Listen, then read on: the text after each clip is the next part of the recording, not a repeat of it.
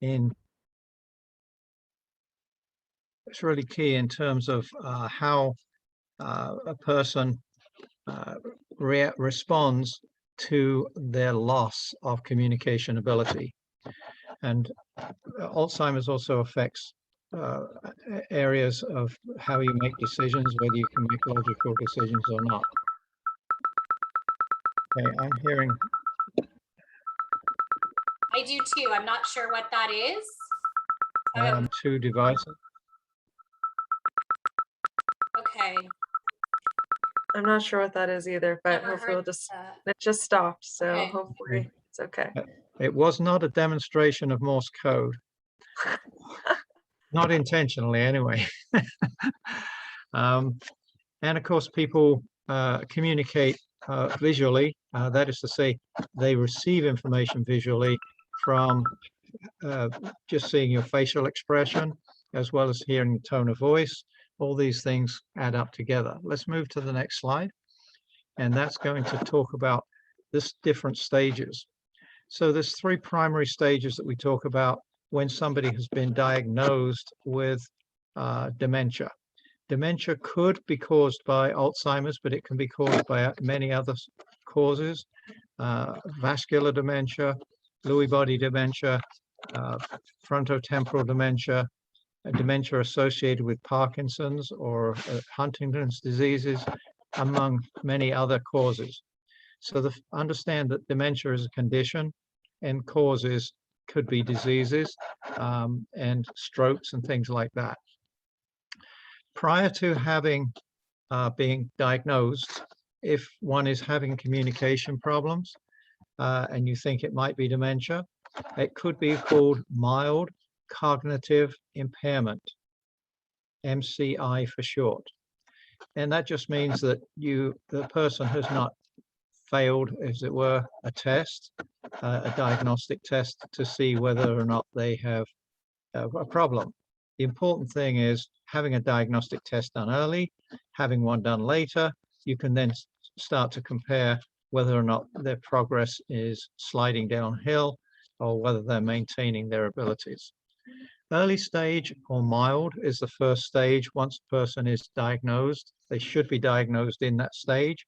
There are many times when people don't want to go to the doctor. They put off getting a diagnosis. That's not a good idea.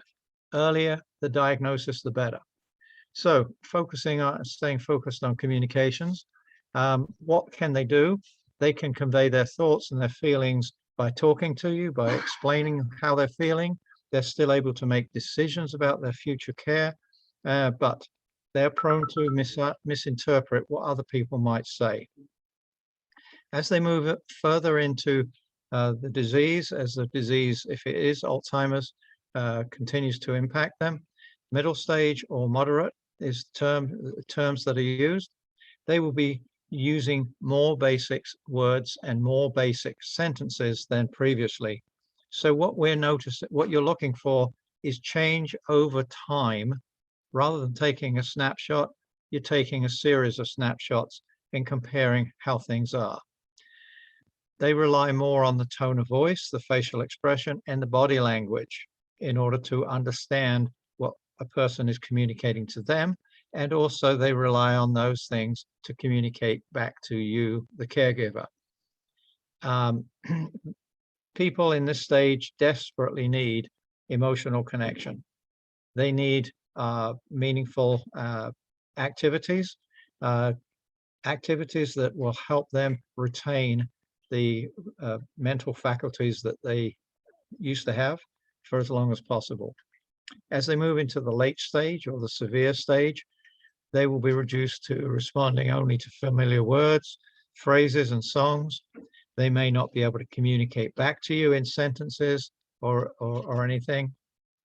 They will be using the body language, and they will be using other senses, all 5 senses, in order to try and connect and communicate. Let's go to the next slide. So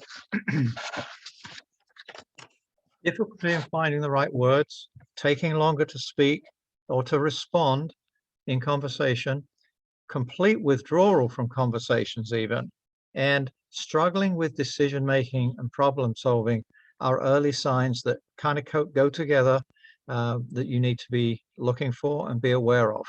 Obviously, decision making and problem solving is something that you would see in a person who maybe is fairly high functioning, and you notice that they're not anymore. Let's move to the next slide. This is a video with Martha Turney. Go ahead and play it as soon as you want, Anna. Savannah. Communicating in the early stages of dementia with the person with the disease is important. At that time, you still have language as a tool, so you can learn things about what they might prefer as the disease progresses. For example, as the disease progresses, a person might have difficulty finding words. Caregivers often struggle to know what to do in that moment. Early on in the disease, you can ask. You can say, you know, if you ever have trouble coming up with a word, would you rather that I jump in and give you the word, or do you want me to wait and allow you some time so you can find it on your own? So Martha explained how that difficulty with words, the loss of vocabulary, the fact they can't find the right words at the right time, really embarrasses people because they still have an awareness in the early stage. And it gets even worse as this disease called Alzheimer's, which is progressive and one that we don't have a cure for. We're not able to arrest it. It just continues to go. In other presentations that we do, we get to talk about how medication can help, but those medications that are available today simply address the symptoms, and that helps the caregiver as well as helping the patient. So how can a caregiver connect? Well, they can ask directly. They can keep their sentences clear and straightforward. Allow time. A person with Alzheimer's disease is going to be slower. A person with any kind of dementia that's affecting their speech and their thinking is going to be slower. If they are involved, or if you're having conversations about them and they're in the presence, make sure you involve them and don't talk about them in front of them as if they weren't there. Include them wherever you can in planning for the future. And that points to the need to sometimes get legal documentation put in place so that there are powers of attorney for healthcare, for finances, and other matters. Go ahead to the next slide. So you want to avoid making assumptions. You want to speak directly with the person. You want to communicate in ways that are comfortable for them. Now, a lot of caregivers, of course, are the people that live or work in the same establishment as where the patient lives. But there are relatives who also want to play a part in this person's support, but they're not always local. So don't overlook the phone, don't overlook email, and as we're using today, don't overlook the value and the ability of Zoom conference calls and other video conferencing. But of course, nothing replaces in person. If you can get people to smile, get them laughing, it helps people feel better. They just feel more good about themselves. So if you can be honest, always be honest about the situation. Don't sugarcoat it unnecessarily. Don't make it more dramatic than it really is. But help that person enjoy conversations, be involved in conversations as much as possible, and stay connected. Move on to the next slide. So we're in the middle stage now, and you're going to see that they're finding more difficulty in finding the right words. They're going to start introducing different words. They're going to use familiar words more frequently, repeating them, and that can lead to annoying behaviors that they don't have control over, which is that they forgot that they asked you a question, they forgot that they told you something, it's going around in their head, and they're going to keep sharing it over and over again. Very challenging for caregivers. They will start inventing words, substituting wrong words. They will lose their train of thought easily. freeze during whatever conversation they're having. And of course, it's very tempting to think that they've finished, but they may not have finished. So be careful. They will probably be speaking less frequently than they used to. And certainly, speaking from my own experience with my own mother, I noticed that the conversations that she and I were having were getting shorter and shorter. And those conversations were dominantly over the phone. And they're going to, for their caregivers and people that are physically present with them, they will show through behavior rather than words more often what their needs are and what they are, what they're looking for. So go to the next slide. And this is Beverly, who's a caregiver support group leader. Her husband has Alzheimer's. I would advise couples, and I usually do advise the caregiver who comes to the group and is caring for a spouse, that you take your time. Always count to 3 before you respond, because it gives you time to think about your answer and what's going on. Generally, in a marital dispute, it's quick, just back and forth. You're quick to give an answer. When they've been diagnosed, to sit back and say, okay, you're supposed to be the one that's reasonable here. Let's change how we do this, because there's only one thing you can control, and that's you. You cannot control them and their process. So as you can gather from what Beverly was sharing, she not only has the challenges of being a caregiver herself, she has challenges of counseling people who need help. So our next slide here is talking about how to approach a person gently. And remember that the person now is having increased difficulty finding the right words. They're finding difficulty in organizing words logically. They probably and possibly will be reverting to a native language. That creates additional problems and challenges for caregivers. They might be resorting to using words that you wouldn't normally associate with them, curse words. Beverly made a reference to talking about husbands and wives who she typically is counseling, and it's really frightening when a person with dementia starts using foul language, bad language, showing anger towards their caregiver. And my older brother, who was primary caregiver for my mom, he experienced that, and it was really troubling for him. And you know, he'd never seen my mother have an outburst, at least not since he was a teenager. So the people are not able to use communication as effectively as they used to. They will use gestures in addition to shouting and screaming or whatever, if they are inclined to do so. These people, by the way, would have difficulty following a conversation with more than 2 people involved. They would have problems following a TV program, even their favorite programs. So they can't really decode what people are talking about, what people are saying to them. When you do approach them, get down to the same level as them. And I'm talking about physically. If they're sitting, you sit, so that you are looking at them at eye level, eye contact. And don't try criticizing them. Don't correct them or arguing with them. You just have to let it wash over you and respond as calmly as you can. Pay special attention to your tone of your voice as you respond to them. And again, be patient, take your time. Go to the next slide.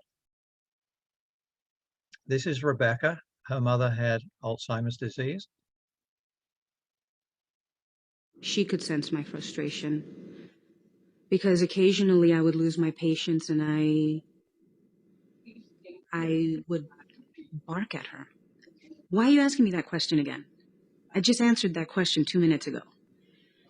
And then she would get frustrated because, you know, she was very old school, and she's like, don't disrespect me. And I didn't ask you that question 2 minutes ago. It's a new question. So phase 2 of our relationship was like, okay, that's a new question. I'll answer it again.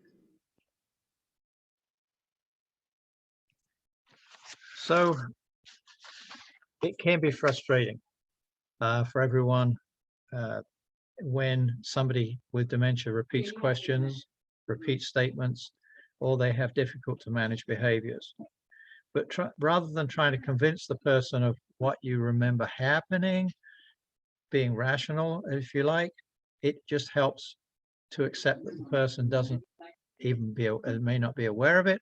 They don't remember it as you do, and they have a different perspective. So you can show respect and show empathy to them if you can respond from the perspective as best as you can understand it, their perspective. Let the person know that you've heard them.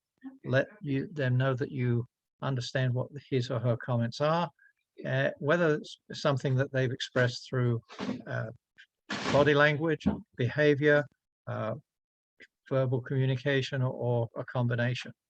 Provide your answers as quickly and as briefly as possible so that they don't have too much time to forget what you are connecting with them on, and try and address and respond bearing in mind that there would be emotions behind the statement. If they feel angry, if they're expressing stuff through anger, you have to try and understand what was it that drove that emotion, that response.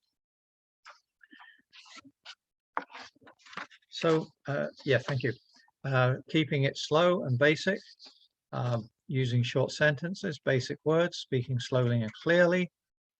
One person, if there's more than one person, only speaking at a time, and one question only at a time. Don't string 2 or 3 things together. One question, look for an answer, and then move to the next question.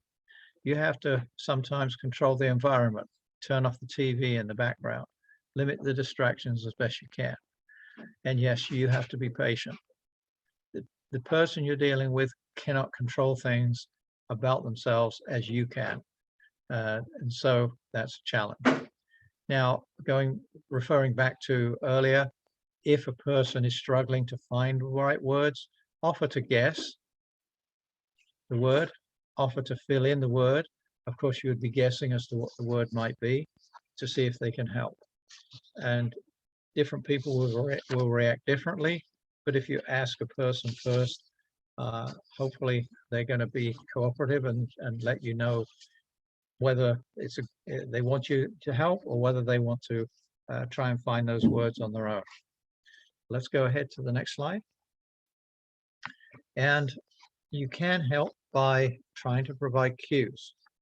So visual cues, gestures, avoid sudden movements, by the way, do things deliberately and slowly. Avoid approaching a person from behind or from the side. You want to get in front of them. And I have got a battery problem. Just one second. I need to make sure I got the charger connected.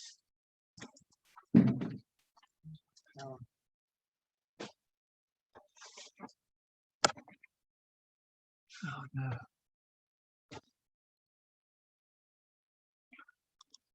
Okay. Hoping that I've got power back on now. All right. So sorry about that.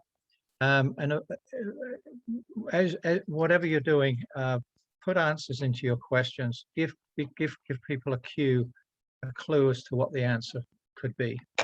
Turn negatives into positives when you can, and avoid quizzing. Somebody's asked the question, what's the difference between Alzheimer's and dementia?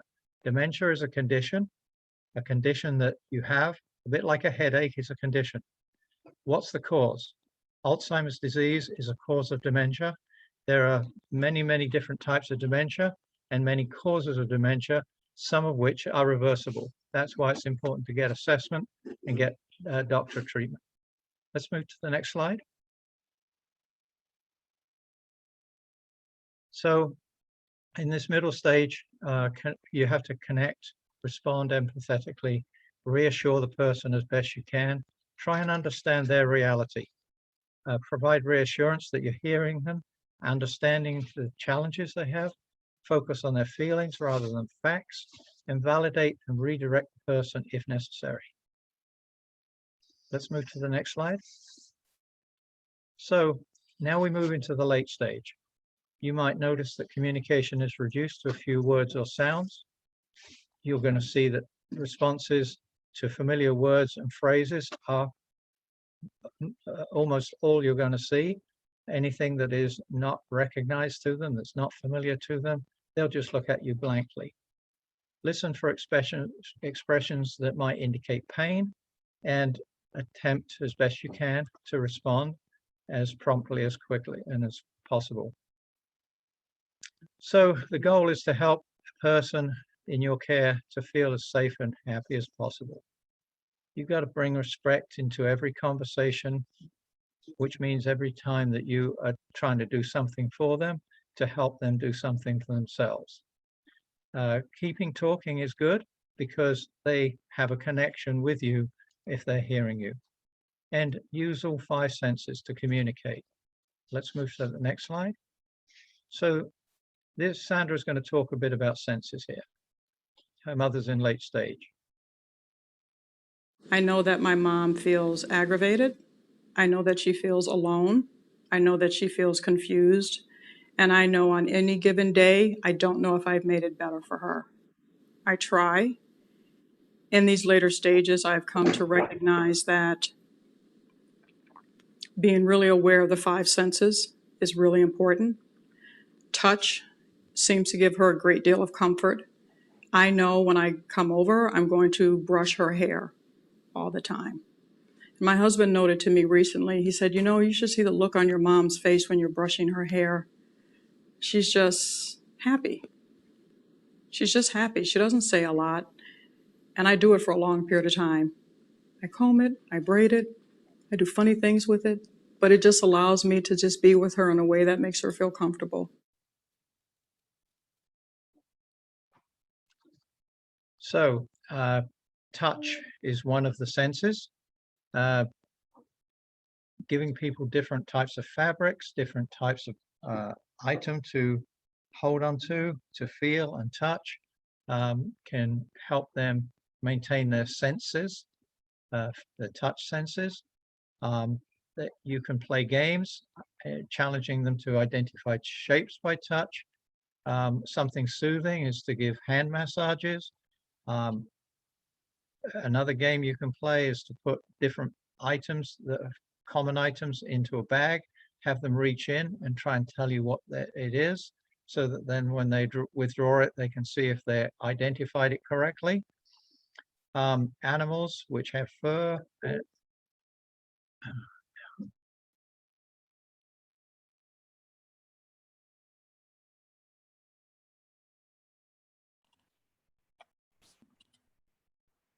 Okay, I'm gonna take over. So talking about communication in the late stages, just like Ron said, it's very important to make sure that you're communicating in ways that are nonverbal through the 5 senses. So whether it's touch, smell, you know, different fabrics, things like that. So connecting through sight. So people are still gonna want to look at brightly colored images, things that excite them. So if you know that a person really likes animals, you know, show them pictures of their favorite animal, like cats or dogs or whatever their favorite animal may be. If they used to be a big traveler, you could show them pictures of, you know, maybe they like to go to national parks, or I know that they actually have like 3D images of the national parks now and things like that, where it's more immersive. So get creative when you're really trying to engage someone with the later stages. Photo albums together. I just had a conversation at dinner the other day about an individual who was in the later stages of Alzheimer's, and he was not connecting to anything that anyone was saying. But then when they showed him a picture of him back in World War II, he completely remembered his time there, and it's really amazing to see to see that. So you never know what's going to sort of spark and jog their memory back, especially if you're showing them images from a long time ago. So, different things that may be interesting to them, art, if they liked art. I always say go back to the things that they've always enjoyed. So if they never liked art, they're probably not going to start liking art now. But if they did, that may be something that you can do with them. So things like that. Getting outdoors is always good. Being the sun, we're so lucky to be in Los Angeles where there is a lot of outdoor access and sun. So I think Ron's coming back in, but I'll continue for now. So going, listening to sound is also extremely important. Music therapy, anything that will bring them back from, the music that they enjoyed, whether it's, Frank Sinatra or big band music, that's extremely important. Also, listening to sounds of nature. So whether it's, soothing rain and sounds or things like that, that really can calm them down. So, especially if their native language is something else, you want to make sure that, if they know English and Spanish, but they've just reverted back to Spanish, which is their native language, make sure that you're giving them opportunities to listen to things in the native language. So looking at also whatever you're showing them in the visual space, that's in their native language. Also making sure that your tone of voice is calm and empathetic is very important. It's extremely important, actually. The person with dementia is actually going to mirror what the way that your tone of voice is. So if you're agitated and angry or sound anxious, that's actually going to really be mimicked with them. And so they may not fully understand what you're saying, but they're gonna really respond to that tone of voice. And I can hear your tone of voice is nice and calm. And I'm back. Sorry, Thanks, Ron. I had a power failure. Okay. So you want to carry on because you're doing a great job. I'll give it back to you and I'll come back for resources. Thanks, Okay. Ron. So as long as the person has got the abilities to feel things, smell things, taste things, you've got lots of opportunities as a caregiver to kind of provide some little entertainment. And almost all of this is done one-on-one. These are not group activities typically, but here's some ideas of things that you can tease them with, so to speak, just to try and keep their senses awake. Herbs and spices, cotton balls dipped in essential oils, grass clippings. If you can take them out of the house, out of the building, after just when the lawn has been cut, when there's flowers in bloom and things. But be careful of allergies, of course. Even the smell of coffee beans and different teas can help people. You're trying to kindle and re-energize memories. Hand massages using fragrant lotions are good. It's soothing, and hey, it also makes people smell nice. And of course, what you feed them should always be good food. And if it's favorite food like apple pie, chicken soup, and stews, things that smell good, that's excellent. Move on to this next slide. So this is where my mother's eyes would light up. Anything that looks like a dessert. Favorite foods for her, she was a great cook. She cooked the best chocolate cake and the best, I think, princess sponge, I think it was called, something like that, which I remember as a kid and I just took for granted. But everyone that we knew around us who was ever gifted one of her cakes or picked up one of her a cake that she baked at a church event or something, they would always say, I bought this because I know this is the best. And then at the other end of the scale, you don't ever find a senior who doesn't like ice cream, popsicles, and things like that. So just run the whole gamut of good, tasty food. Keep it healthy, of course, as much as possible. Move to the next slide. And if we kind of try and summarize everything for the whole journey, which can be multiple years, many years, 2 years, 5 years, 10 years, even longer are not uncommon.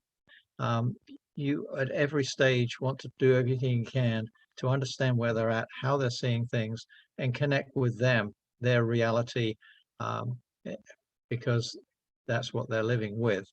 Understand that there are things that you're not going to be able to change. You're not going to be able to do everything for them. Caregivers can be left feeling very helpless and very frustrated. But you have to recognize that it's not your fault. You can only do what you can do. You can only do the best you can do. Reach out and get help. Reach out and get help. Remember that the person has a sense of self.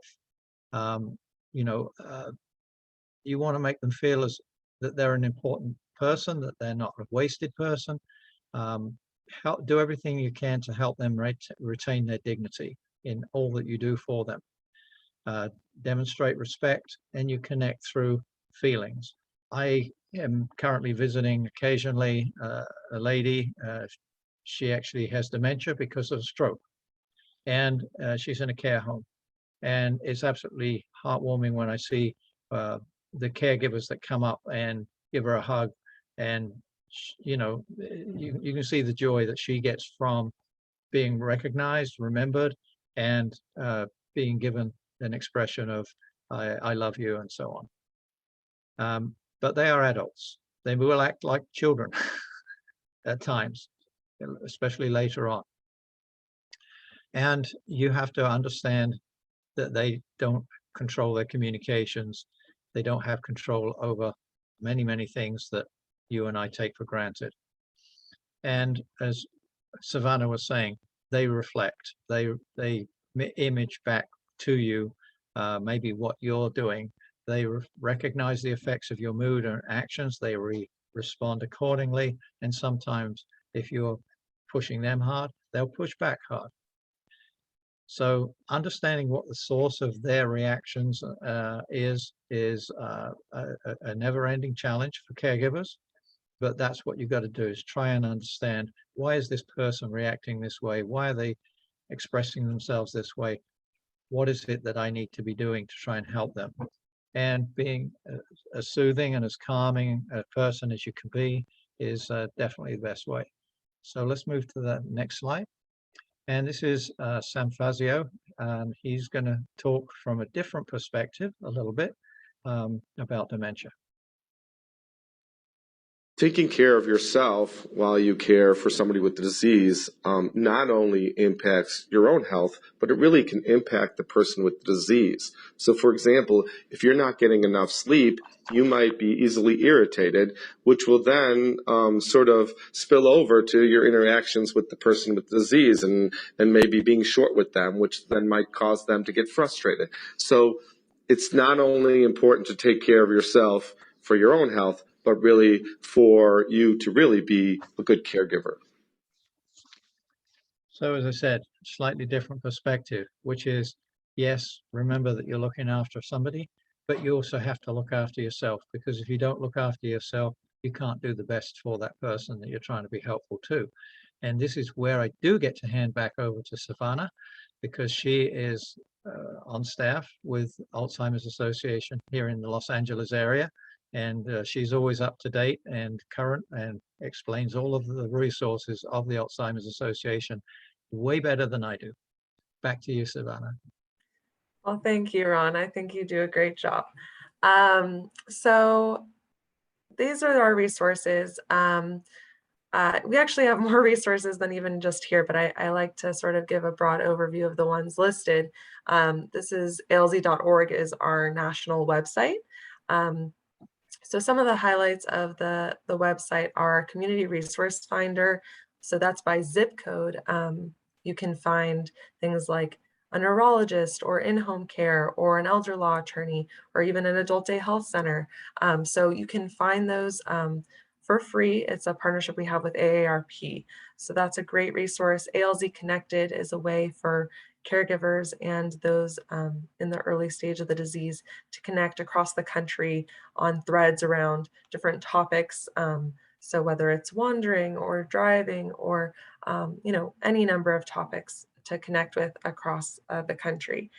We also have an entire caregiver center. So lots of information around communications, behaviors, the diagnostic process. We have a safety center. So those big questions that do come up around driving and wandering and medication safety and things of that nature. We really have an extensive website. I actually said to Anna today, I said, if you can't find something, you sort of can find it by doing the search function. So you can really find a lot of information here.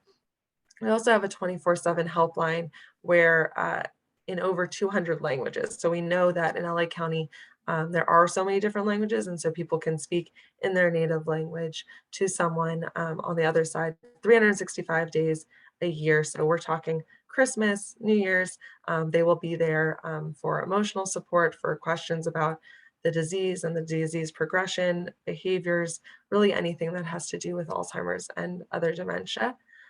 We also have support groups. A lot of our support groups remain virtual right now. We do have some in person, but it's more limited.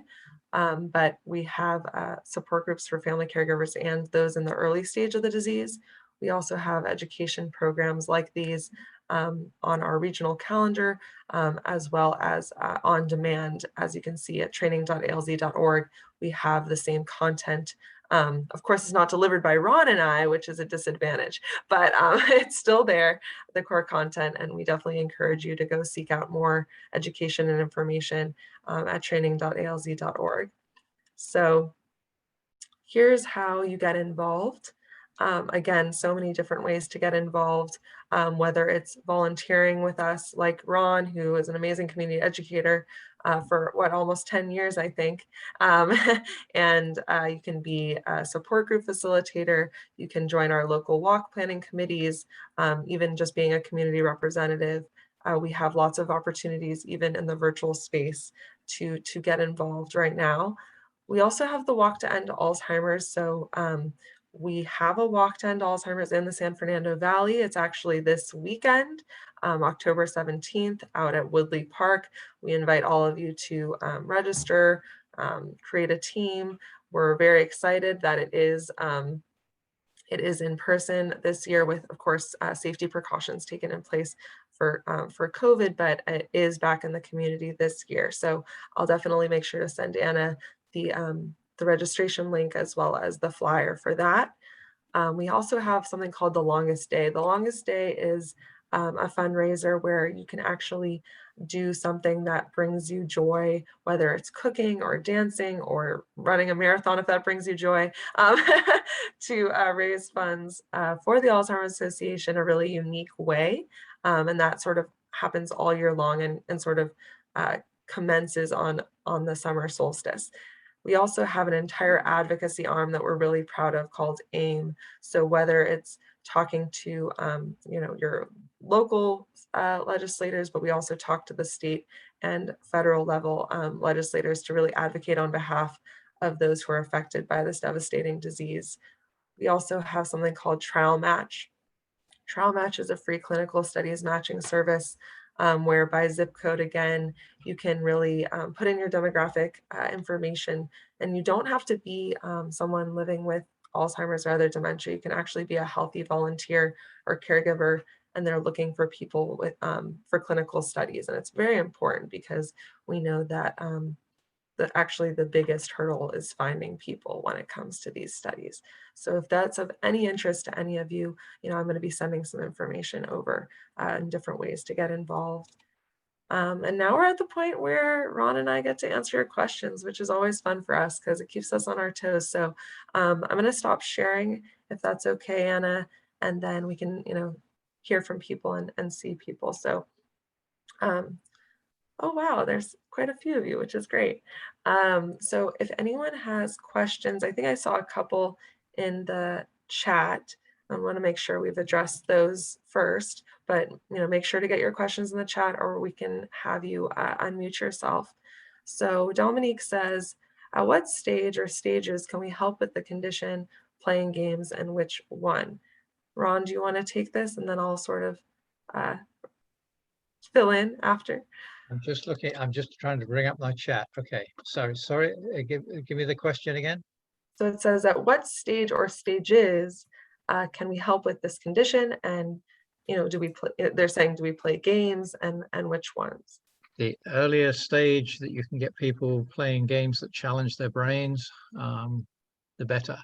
There are even online resources, specially designed to help people maintain their cognitivity. There are traditional games that can be played online or on the table, across the table with other people, such as chess and backgammon and things like that. Anything that you can do that a person has got still enough ability to understand the rules of and go through the motions. One of the most favorite games in senior communities is Rummy Cube or Rummy Tile. Again, it's just something that helps the mind stay exercised and challenged to have to think. The more we use it, the less we are likely to lose it, except for, of course, we know the disease is aggressive and can change the course of things. I don't know if that answered the question adequately, but the earlier the better, and each person is going to respond according to their abilities. But yeah, later on, unfortunately, it becomes very difficult to find things for people to stay engaged with. So those who have hobbies will generally keep those hobbies going until they become frustrated by them, which they would with chess, for example, which requires a lot of brain power. Mm-hmm. Yeah, thank you, Ron. I think it's so important. The earlier you start, the better. I mean, honestly, it's just so important to keep up that cognitive stimulation. And then I also, we're just talking about this earlier. It's extremely important. They know lifestyle factors. It's actually the four things are cognitive stimulation, just socializing, nutrition, and physical activity. And so the more you can do that earlier on, the better. And then as the disease progresses, of course, sort of the modification of activities is going to be key. So whether, if they, I'd like to say, maybe they can't play chess in the way that they used to, but maybe they can move the pieces around. And it doesn't necessarily have to be the chess that they once knew, but they're still playing the game that they love, even though it may look a little different. So whatever modifications that are, bring them joy, just meet them where they're at. I think that's so important, is just meeting that person where they're at and making it so that, they're able to engage in whatever way that they can at that point. And those games that you can play online against a computer, chess, mahjong, and Scrabble, things like that, they're all good ground for people. And when you go into elderly communities, you see lots of these books that don't cost very much. You can get a lot of them at the dollar store, which have all sorts of puzzles and challenges, some of the word challenges, some of the mathematical challenges, and you just keep trying different things, and people will tell you, the patient will let you know what they're comfortable with and what they are not interested in. Yeah, and on November 11th, the Alzheimer's Association has a partnership chapter-wide with an organization called Cognitive Care Solutions, and we do brain game activities, and they have opportunities to get involved with them that stimulate the brain in a lot of different ways. And so I'll be sending that flyer out to Anna, and she'll be getting it out so that that there are ways to engage, whether with us or different organizations, to stay stimulated.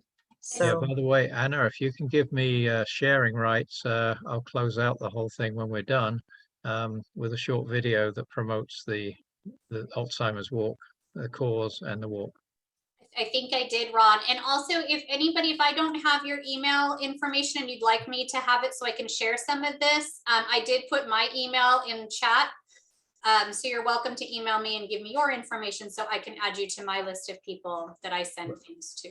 Okay, yes, I can see I do have sharing rights. Thank you. So perfect. if it's appropriate, I'll click on share later, but Okay. not right now. Yeah, we'll What- close what's it our out. next- What's our next question?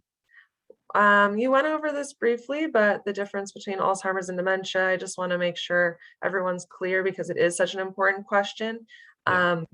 So dementia is the umbrella term for sort of that loss of cognitive functioning.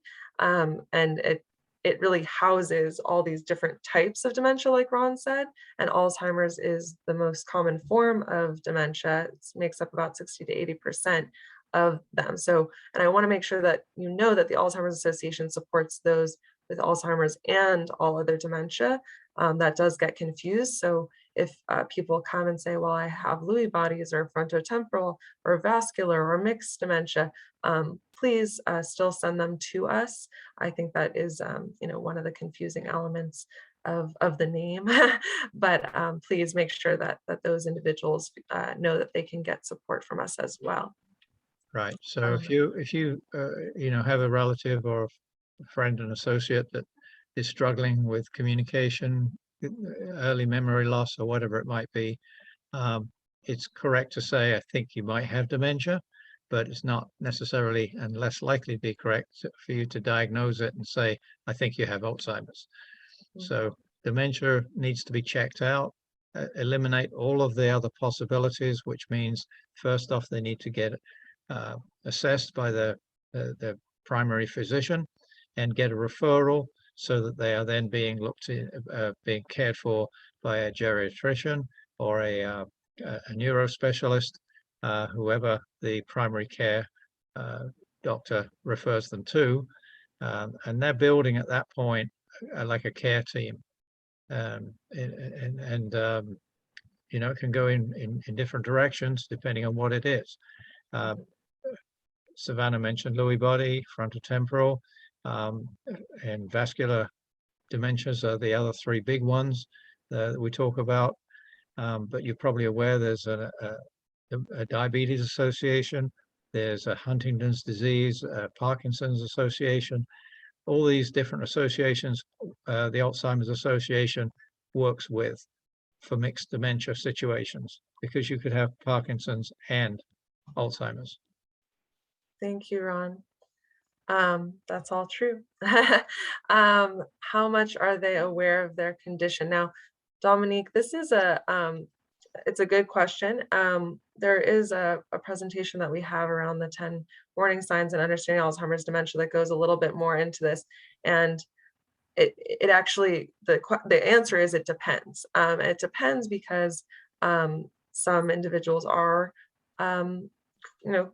aware of what they're going through and the impairments that they are sort of going through, and others are not aware at all. So it really ranges and it depends on their specific disease, and a lot of times it's the close family members and friends that are recognizing the day-to-day challenges that the individual is having. Sometimes the individual themselves is not noticing it, because if you think about it, if you're having cognitive impairment, then you may be struggling to sort of do that assessment yourself. So it really does depend, but don't necessarily think that just because someone is experiencing cognitive impairment that they are actually noticing it themselves. And that is the really tricky part, because they may be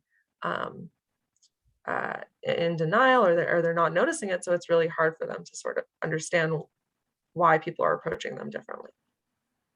Can I ask you, in the late stage, now they might not be able to communicate by words or sentences, but inside them, do they know that they are not able to respond to, they want to respond, but they're not able to physically? Is my question. Is You've that just, yeah, you've just described the exact situation that my mother lives with. And we don't have a definitive answer because she can't communicate to us. She can't tell us what she's feeling or whatever. We have to go based on, does she look as though she's comfortable or uncomfortable? If she's smiling, we know she's comfortable. okay? There are certain things that the caregivers at the nursing home she's in do that definitely make her feel good. And one of those happens to be presenting her with anything that looks like a dessert. Okay, so she responds. My brother, by the way, somewhere around 8 years ago, in a conversation with me, he said, you know, I didn't really notice all these changes, and nor did Mom. And she wasn't aware when she wandered off and got lost. So in part, they do not understand what's going on. My mum went and visited a neighbor 3 doors down and was confused when the wrong person was there because she was looking for a lady who lived there 15 years earlier. Okay, so the confusion with time and place is very, very common. That's why the Alzheimer's has a program where you can get a medical bracelet with their ID engraved in it, so that if somebody encounters them, they know who they are and they can contact that emergency number and arrange, you know, for them to get help. And again, my mom today, eight years later, yeah, she's in total care. She can't do anything for herself. She can't brush her hair. She relies on people to do those things. And you heard one of our caregiver guests on video talking about how her mother responded when when she brushed her mom's hair. And so she would spend an hour or two just combing and brushing through her hair. There's so many things that are so individualized. You just cannot give straightforward, simple solutions. You have to say, well, this happens and this happens and this happens, and these people experience it this way and these people experience it that way. Well, thank you so very much, and I really want to thank you so much for a beautiful presentation. You have given me a lot of nice things to think about and to act upon. So thank you so much for you. Well, and I hope that there's going to be more presentations on related topics to do with caring for people with dementia. Absolutely, they are absolutely mostly important. Thank you so much. Yeah. You're welcome. Thank you. We have a question from Melissa I want to get to before we have to end here. So Melissa says, are there any strategies around compulsive like scratching or picking at skin? Well, when I go and see my doctor, I keep telling him I got these problems with me scratching my own back, and I'm pre-MCI, which is earlier than mild cognitive impairment. So I wish I knew the answer to this question. If I had a strategy, I'd share it with you. But yes, you're right. There are some medical conditions which cause people to feel like they've got worms crawling over them or something like that. And so they're always scratching. And that's separated out from the problems that a person who's in an unhygienic situation where maybe they've got bed bugs impacting them. They've got fleas of different kinds because they are not being properly kept healthcare wise.